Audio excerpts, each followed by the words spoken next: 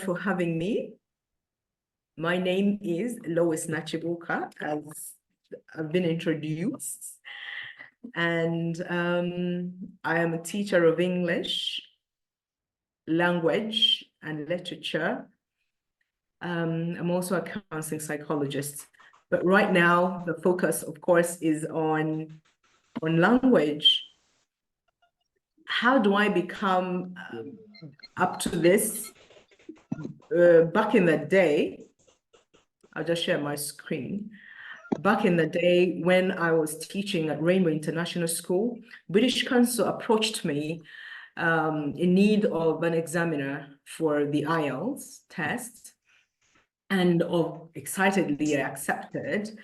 And that's how my journey started with the English proficiency tests. That's approximately 8 to 10 years ago. Once I got the training, I started examining for British Council, Uganda. And when I transferred to Green Hill Academy to teach there, because I wanted to teach the International Baccalaureate Diploma course, I went and examined in Rwanda as well, British Council Rwanda. I noticed that so many of my countrymen and women were failing the tests, which I felt was so unfair, seeing that it's not their first language. Families were being torn apart. Reason being, they could not, for some family members to access the visa and live in the UK with their spouses, they had to undertake the test and so on. Being an examiner, IELTS examiner for life skills, A1, B1, B2, those are types of IELTS tests. I had a lot of that and I thought it was unfair. And that is how Anglo Smart Options was born. We do train the IELTS, the TOEFL, the OET, the SATs, and the JED. We're located at Posta, Uganda, Kampala Road, next to Bank of Uganda, on the 5th floor in room 512. The IELTS, and the TOEFL, which are the English proficiency tests that we are majorly here for, I will explain a little. But you might also want to know the occupational English test is for professionals wanting to work abroad, Australia, New Zealand, the UK, and a couple of other countries, mostly the medical personnel, like nurses or doctors, and a couple of other professions. That's the OET, occupational English test. The SATs, the standard aptitude tests, are for students that are leaving high school and making their way into university in the US mostly, although countries like Finland or Ireland might also request for the SATs. These involve maths. There's a maths section as well as an English section. Finally, there is a JED, which is the GED, General Educational Diploma, for students that may opt not to attempt the A-levels here.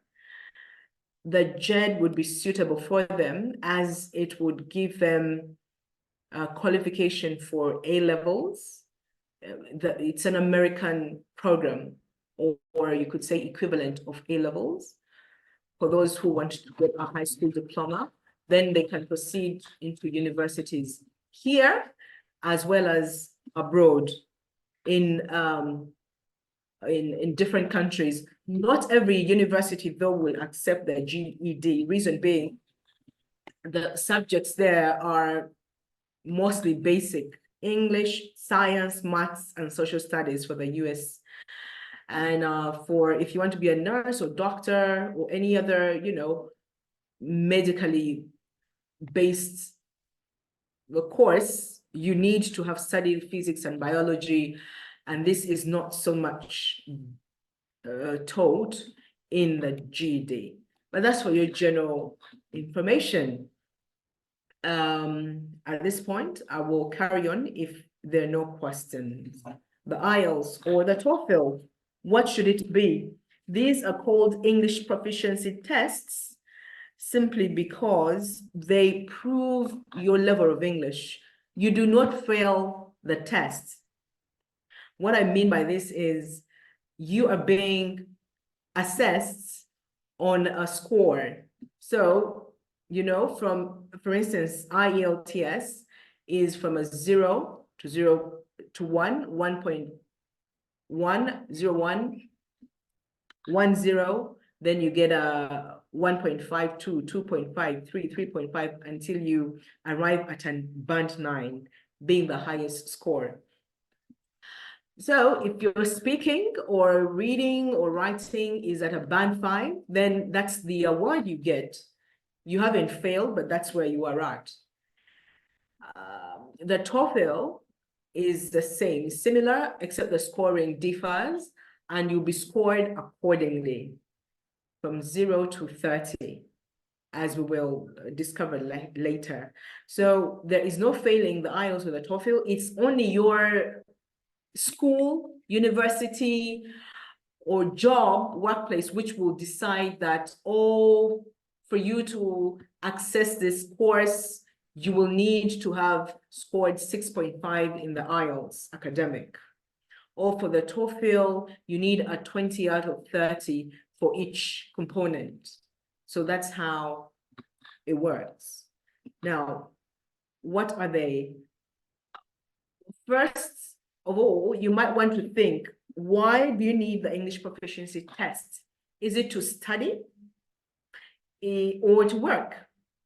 In that case, the TOEFL is a test of English as a foreign language. It's an acronym for that. Whilst the IELTS is an international English language testing system. Maybe I'll give you a little background just for context. The TOEFL is owned by ETS, which is an online company that also offers a couple of other tests. The IELTS is owned by British Council, Cambridge, and IDP. These are the organizations that work together to produce these different tests. So if you're going to study, especially in America, the TOEFL might be your best choice, depending on what your university, institution, or whatever body is requesting for this English proficiency test requests. Also, the IELTS academic is suitable for those people going to study or work.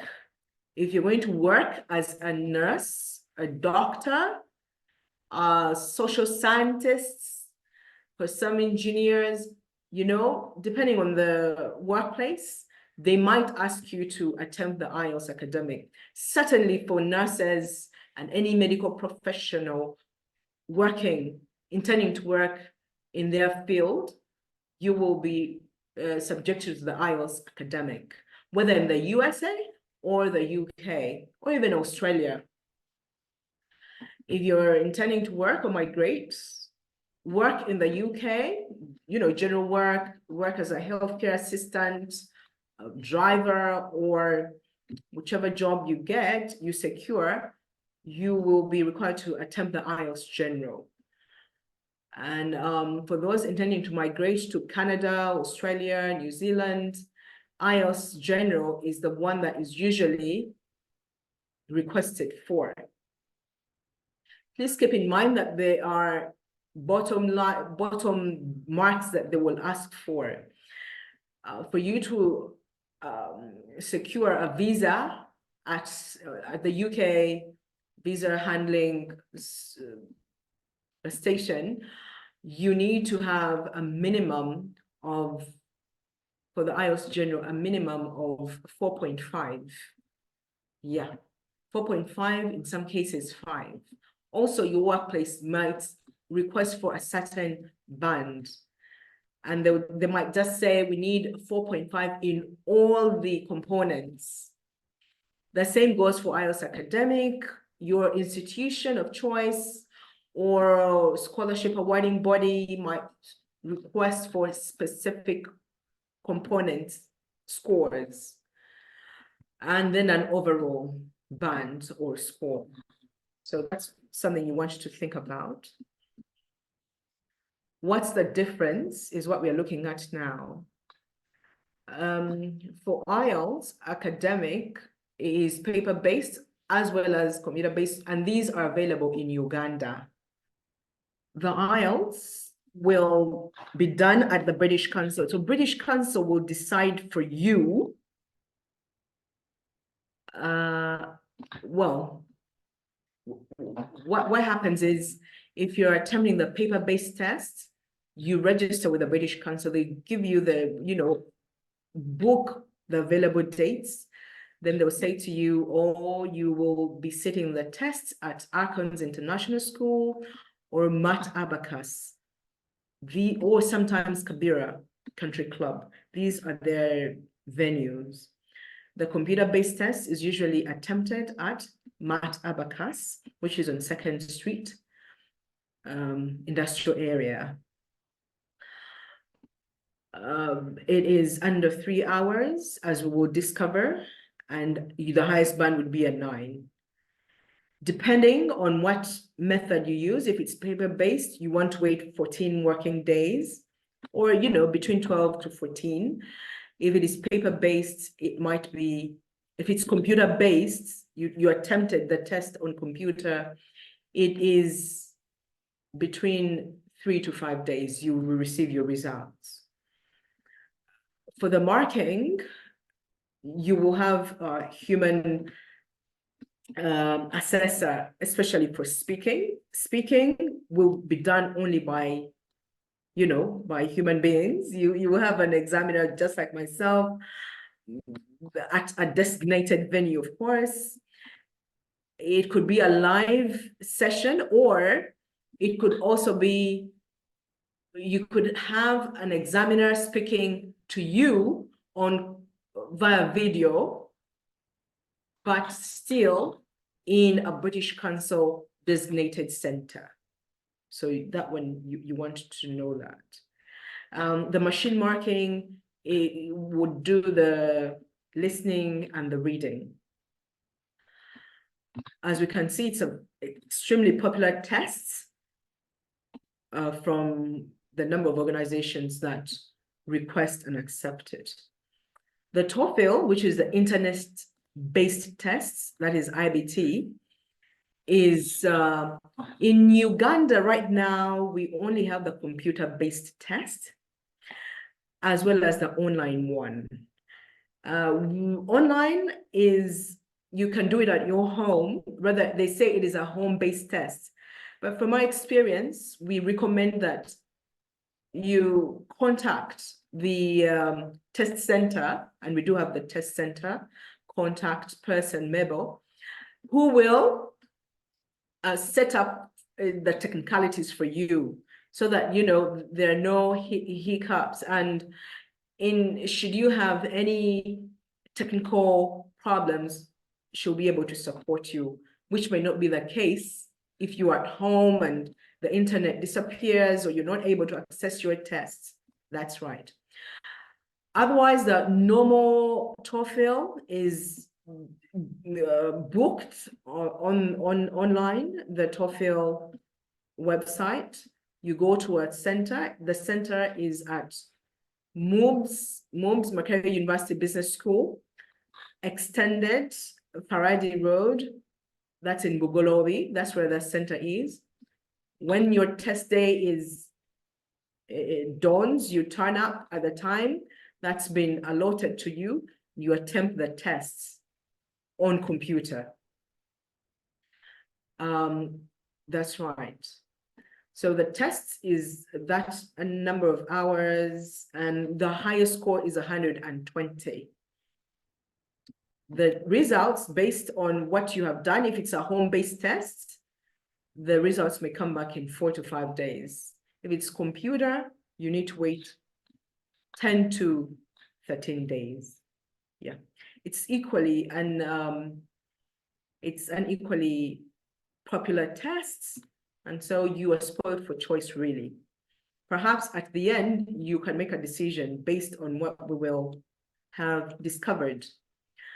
The IELTS academic, which is very similar to the IELTS general in all respects, really, except for the type of questions that are set. The listening is that long, and you have 40 questions. The reading is an hour, and so is the writing. Those are the tasks given. The speaking is up to 14 minutes. So it can be between 10 to 14. Whilst the TOEFL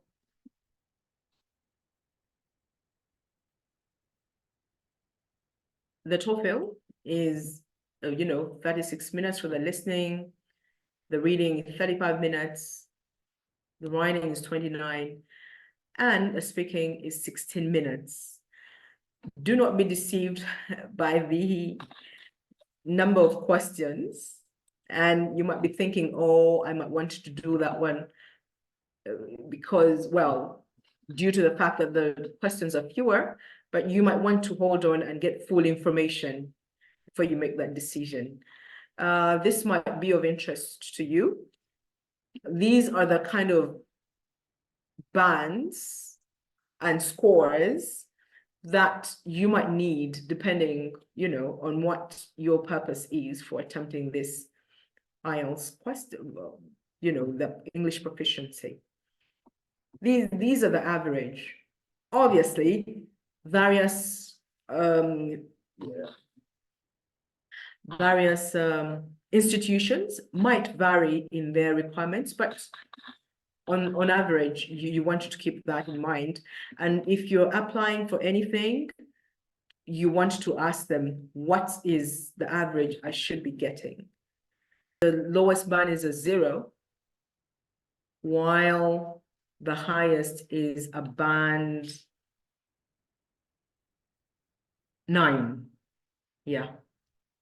So the TOEFL starts from 0 to 120. That's the overall score. Yeah. The question types. So the question types differ. For the IELTS, these are the ones you will be getting. The question types on the left. There will be multiple choice, matching, and this might be either in reading or listening. Plan, mark, diagram, labeling, again in listening or reading. You might get some form, you might need to complete a form or some notes, some tables, a flow chart, or even do some summary writing of things, complete sentences, short answer questions, true, false, not given, yes, no, not given, depending. Now, from my experience of about over, well, now 8 years of teaching the IELTS, the most challenging questions for students on the reading test are the true, false, not given, yes, no, not given, plus the matching questions.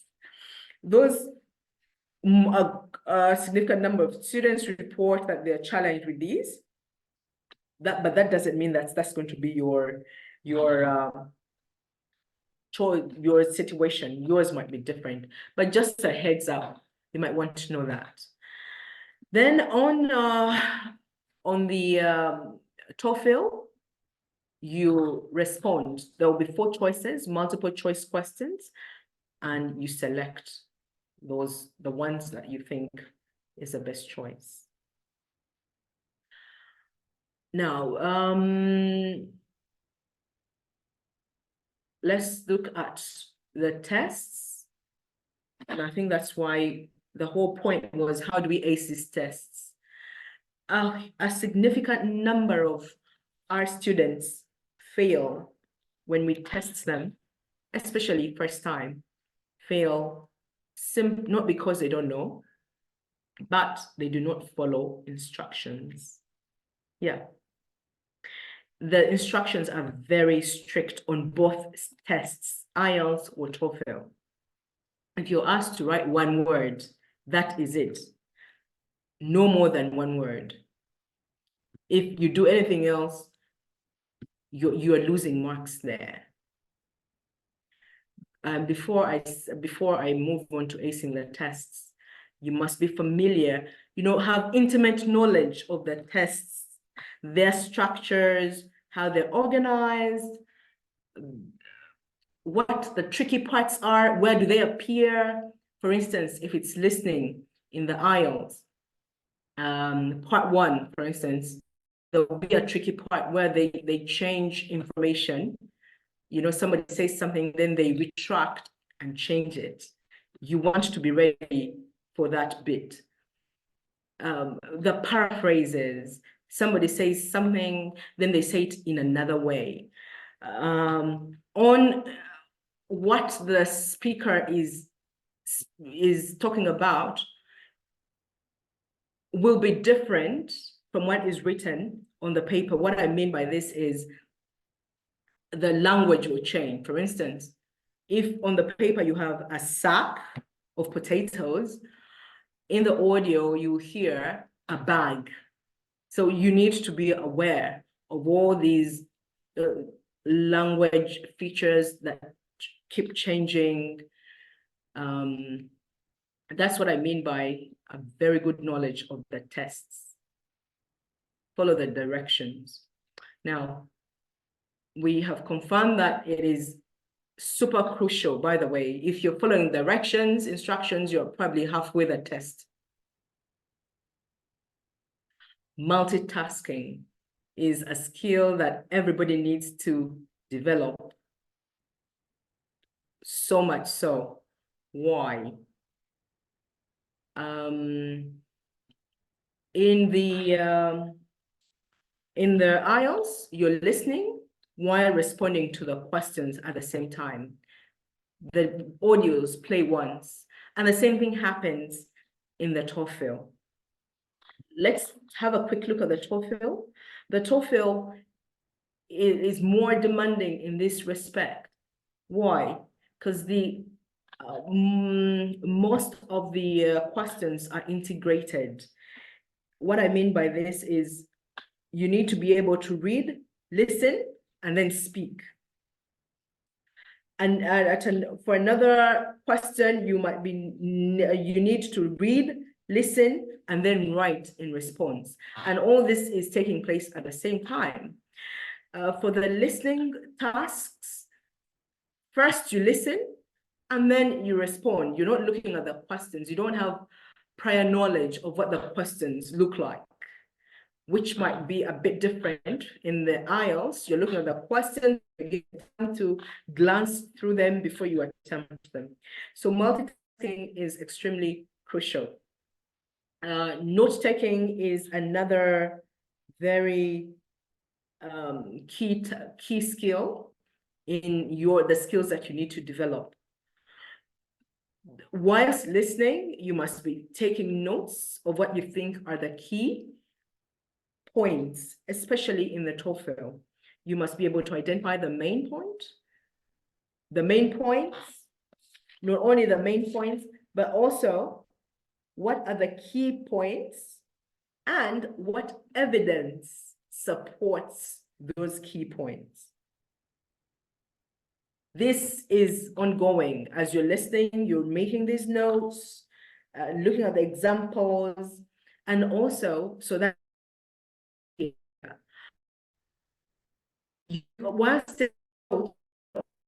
look at the transition words and phrases. So as you become familiar with these tests, you know that when they say however, then they want to another view or changing the stance of the speaker is changing their opinion or so and so on. So transition words, linking words and phrases are extremely important to know what they are and how they are used.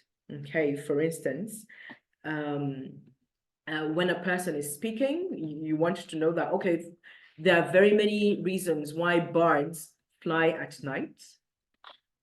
What that means is the signpost language there is many reasons. What you're expecting to hear are several reasons. So those are crucial things.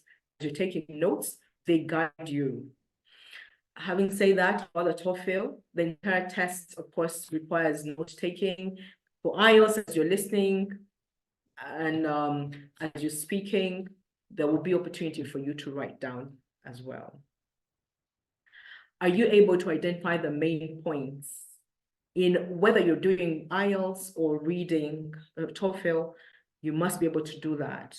If you are to get the, to work quickly and effectively through the texts.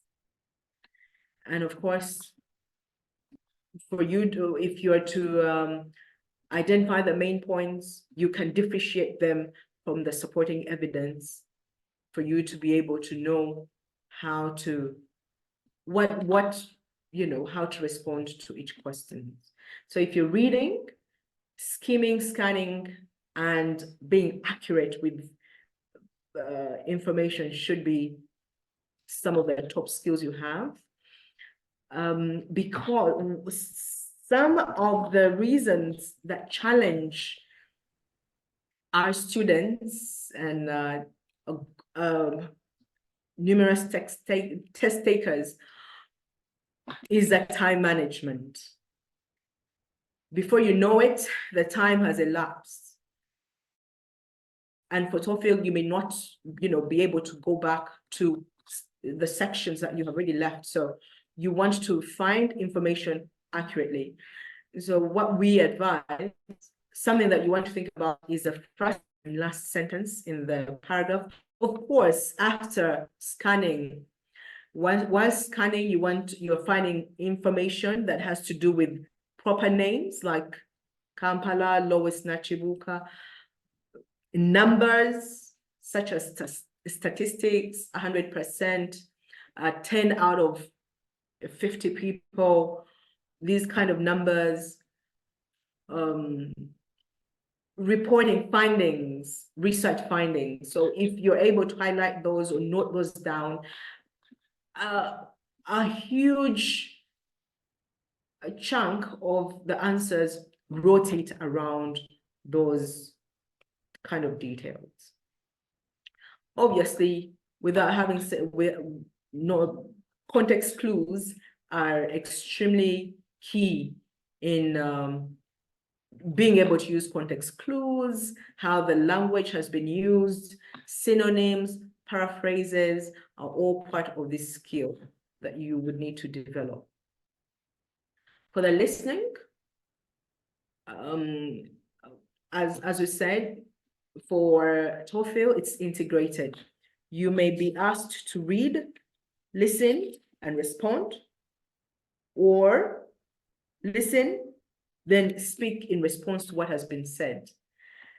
In some tasks, you are listening, you read an opinion, listen to an opinion, and then respond, either in writing or in speech. So you need to be able to discover in those minute minutes, get the main points, use your own words at first possible, as well as get the evidence that's been used to support those points. There are no shortcuts about it. If you cannot hear or differentiate the accent, you're not going to get the points, right? The British IELTS test usually has a British accent. People speaking British accents, although they may differ sometimes. And for the TOEFL, they will be different accents. Some American, some Australian, and so on. You need to be able to get. You don't have time to get familiar to the accents in the actual tests. That's why you need to do it prior. And a very important skill for all of this is your ability to take the notes. Are there any questions at this time that I can take? Yes, I have some that you can respond to. So just to welcome members, members, you're welcome. This is the weekly webinar series that are free of charge, like the way you've joined. You're welcome to come and learn with us. We learn every Tuesday from 7 to 8 p.m. Ugandan time. So this is part of African Center for Career Mentorship. We invite experts like Lois, but also other people who have experience to come and share their experiences and testimonies. So thank you so much for coming to join us today. I've just put a link to our social media handles if you want to get more information about us.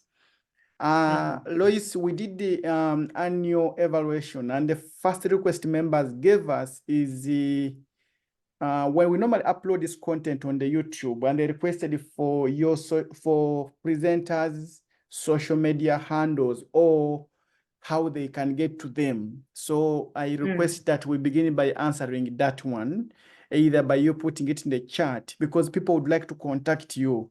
That came out strong where they said that the videos are nice, which you upload, but we can't get to the facilitators. So that is my first request.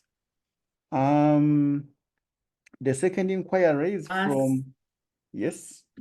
Yeah, so 0702. Do you want me to write in the chat? Just in the chat, yes. In the chat. Contact. Yeah. I'm more than happy to do that. Thank you. So the first question, I will ask around 4 of them such that you will respond to them at the same time. Sure. The first inquiry is, do you need to do both tests or either one supports the other? Either one will suffice. Okay. Then somebody is asking, how much do these tests cost? That's an important question. Do you want me to answer that? Yeah. IELTS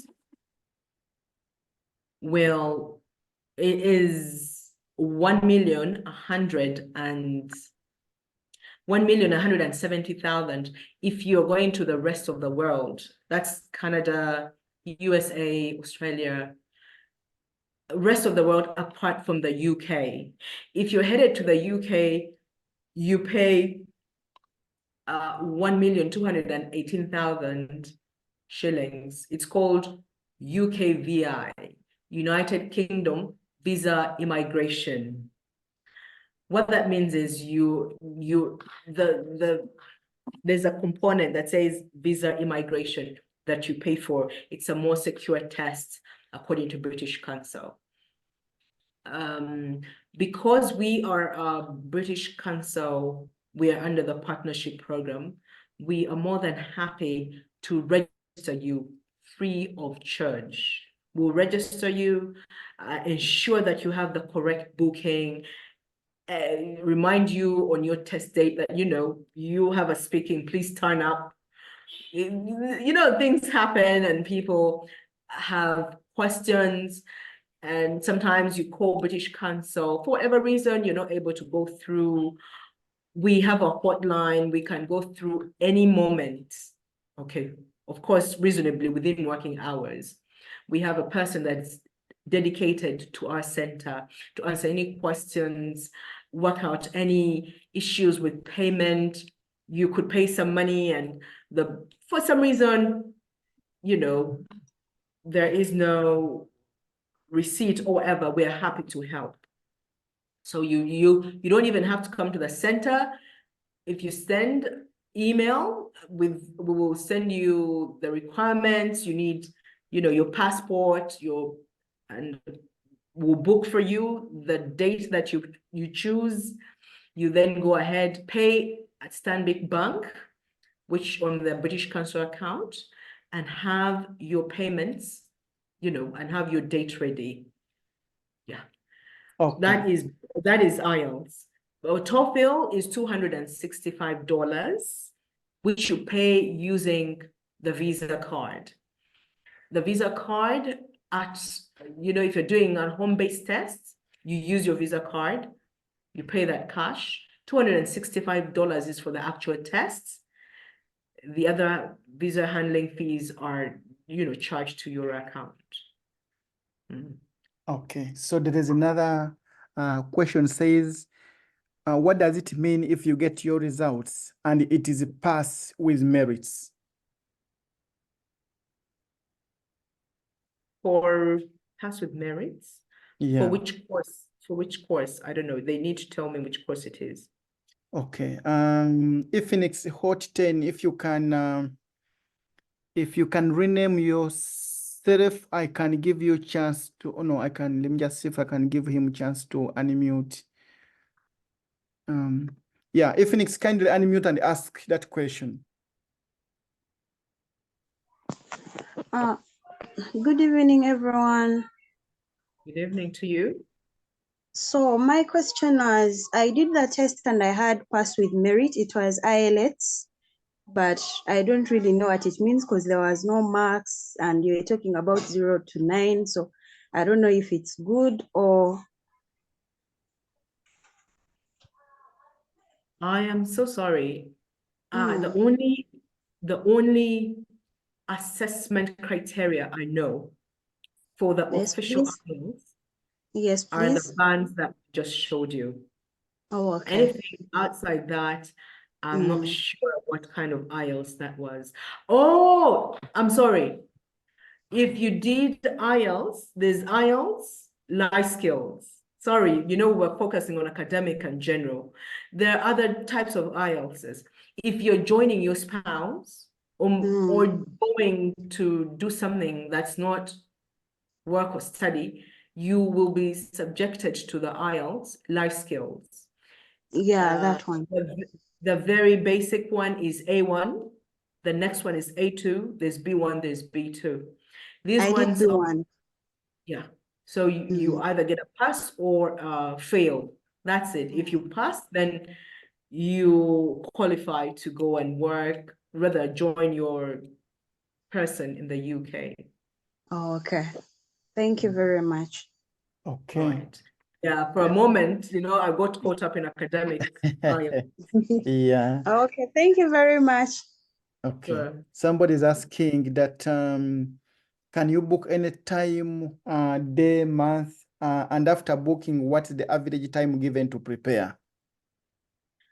It is really up to you. The British Council, as well as the TOEFL website, offers these tests on a monthly basis. For British Council, it's sometimes it's 3 times a month, sometimes 4, depending on the interests that's been expressed. For TOEFL, similarly, they might have 2 bookings a month or 1. So you go to the website and check the dates that you feel comfortable with. Then book. You go ahead and book, click on it and follow the process and book. If you're happy with booking for yourself, that's fine, but we're also happy to book for you, like I said, for no extra cash whatsoever, and we do it with pleasure. Then once you're done, your preparation time is up to you. Please remember that these are native English speaker level tests. There is a reason why they're called tests. Yes. And to access the highest scores, you must have thorough preparation, especially for the TOEFL, which is a high order thinking test. You must be able to think quickly, accurately, and all your skills must be in place for you to attempt it successfully. Not that the IELTS is any less, but IELTS is, because it doesn't have integrated components, you're able to read and say, okay, I'm now reading and responding. Afterwards, you move on to listening and so on. So the preparation time is really dependent on the individual. What are your skills? How how often do you practice a day? How much time do you have? Do you have any deadlines? We really recommend that even before you receive an invitation before you apply, have your test preparation going, or you're ready to do the test, or maybe already have attempted the test. That way you are not rushed. These tests require you to be calm and collected to attempt them successfully. Yes, good response, Lois. And somebody is asking, please throw more light on the UKVRI requirement for IELTS. If you have already booked for the IELTS, can you change to UKVRI? Oh yes, but for a price, you would need to top up for a test change. Yeah. Most likely. I don't know how long if it's months ahead, then there's a window you're allowed to change. But if That's it's true. very close to the test, you might need to top up. Yeah, if not, they can request you to just do another rebooking afresh with a date up, with another date up front. That's right, because the UKVI, yeah. Then somebody might- asked, yeah, go ahead. No, yes, you're right. There are 2 options for you. Yeah, somebody is asking, supposing if I don't have a Visa card for the payments. You approach, and I'm happy to share the number of Mabel, who manages the TOEFL Center. She's happy to book for you using her Visa card for a fee, of course. Yeah, and I also alerted that colleague that UBA Bank can help you get the Visa card within a space of 1 hour. I was able to get one in 2021. Within 1 hour, I had got my prepaid Visa card, which enabled me to transact. Just within 1 hour, I had already got it from UBA Bank in Uganda. Excellent. Then somebody's asking, how do I access the study materials for IELTS? Oh, there are plenty of study materials online. British Council also will, once you have booked, they'll give you study materials. British Council will, like we said, once you pay up, you have access to their materials. Great materials. At least you know that these are the kind of skills. They'll give you an insight to where you're working well or where you're not working well. And there are plenty of materials online. I must confess, they are great, but you also need to ascertain that they are the same kind of, skills, or they require from you the same intensity of skills that you will need to produce when attempting either the IELTS or the TOEFL. Yes. Yeah, thank you so much for the response. A colleague was asking is that, what if the institution specified IELTS, how beneficial is it to do UKVI? UKVI just means I'm doing the IELTS meant for the UK. Okay. You can use UKVI IELTS academic to apply to any other institute in the world, including the UK. What you cannot do is use a standard IELTS academic to apply to the UKVI. If you're going to study in the UK, you must do UKVI.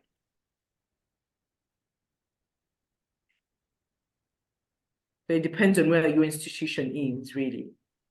Yeah. If you do not attempt UKVI and you just do IELTS academic, and yet your university is in England or, the United Kingdom, they'll ask you to attempt the UKVI. Yeah, I want to just ask another question. Lois, first of all, thank you so much for the great presentation.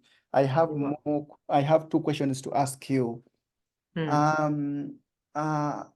What does it cost for members to join your coaching program, and when do you normally train? When do you normally support people? Because like I told you earlier, that you've supported 3 of my referees. I referred them to you, and you really supported them. There's one who just came and you supported her in a space of 3 weeks, and she was able to get an overall band of 7 out of 9, and she was and myself, I was also happy. I'm like, oh, within this short time you were able to accumulate this. So can you just shed some light, how much and what does it take for them to register with you, but also when do they normally register? The second question is, how much time from your experience, how much time do you recommend for somebody from the point of booking to the actual doing of the test? How much time from your experience? Because I know everyone would get excited to get the the earliest date which is available in the system, but me, I know it's beyond that. Oh, and you know very correctly. I don't know how many times I need to emphasize this. Let's just give you an example. I am an examiner. Well, I teach the IELTS. Every day we're doing the IELTS, but if I were to attempt the IELTS for whatever reason, migration, further study, I would not take less than 1.5 months preparing on a daily basis. Now that is you at your level. And that is how respectful we are of not only the IELTS, but also the TOEFL. My friend. So why is it nobody tells you what's going on with the question types? British Council will say to you, oh, sorry, you got this band. If it's not sufficient, book again and attempt the test. Fair enough, there are study materials, but if you do not have people to explain them to you, then you are not, getting, you may not make much progress. So our recommendation, because we get involved with the students, their success is ours, their joy is ours, we cry together, we are stressed together. We would like to be, in a situation where we're not panicking and we know that we have covered everything adequately, you have enough time to practice. This is what will happen when you come to our center. We will request you to attempt the IELTS test or even the TOEFL test to begin with. Why we do that is for you to wrap your head around what type of question types you will be doing, how does it flow, how will it be like. That way, whilst you're attending the lessons, you have an idea of why you are doing things a certain way. Once the lessons are done, and we recommend a month minimum for those lessons, then you start attempting the tests, practice tests. At that point, when you are scoring close to the band that you are required, say for instance, if you have been asked to produce a band 7 in the IELTS, or maybe 100 for TOEFL, after a couple of tests, and we devote time to this, you get your assessment back, you are now sure and comfortable and confident that I'm likely to score this. By the time, we pride ourselves on the fact that by the time you actually book and attempt the test, you are aware of what you are likely to score. For me, the biggest take home is don't rush to book. Don't rush to book for the English language, because it requires you to prepare. Yeah, so if for her who teaches and who examines, it is taking her 1 month and a half to prepare. Averagely, you and me needs to prepare for around 2 months and above, or 3 months, depending on how good you are in English. Maybe if you did literature, if you've been reading novels, if at home you use English, you may maybe think of a shorter time. But if you know you've been staying up country where we speak, where we use vernacular, then we want to opt for a longer period. We want to thank you again for coming for our weekly webinar. Next week, again, the same time, 7 to 8 p.m. You're welcome to log in using the same link. We'll have another session.